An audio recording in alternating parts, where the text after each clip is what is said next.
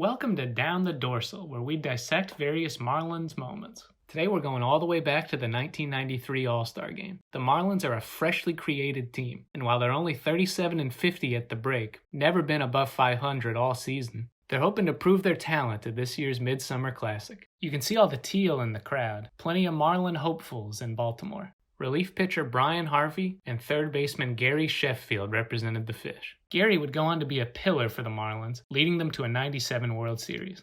But today he's just hoping to prove himself to his teammates and the country.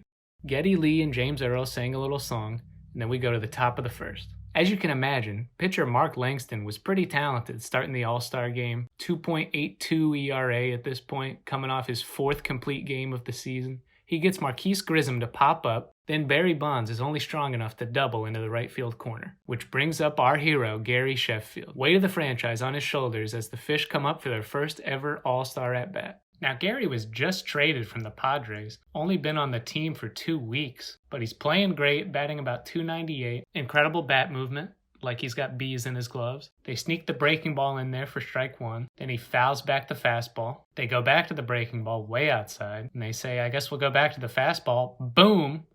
Blast it down the left field side. Huge home run. First All-Star at-bat for the Marlins, setting the tone for the franchise. Nothing but hope and prosperity in the future. Here's another look at the home run. Doesn't even really hit it on the end of the bat, sort of gets him inside, but he just nails it right over there. You can see here, a little interesting, they high-five. He high-fives with Barry. They're celebrating. They start walking back. And then Barry extends his hand, almost as if to say, hey, we should do steroids together. All in all, great work from Gary. A great swing. You can see his face glowing with Marlins pride. Of course, the National League ended up getting demolished, 9-3. But for a moment there, fathers and daughters, mothers and sons, every TV screen in the world was mesmerized by the Marlins.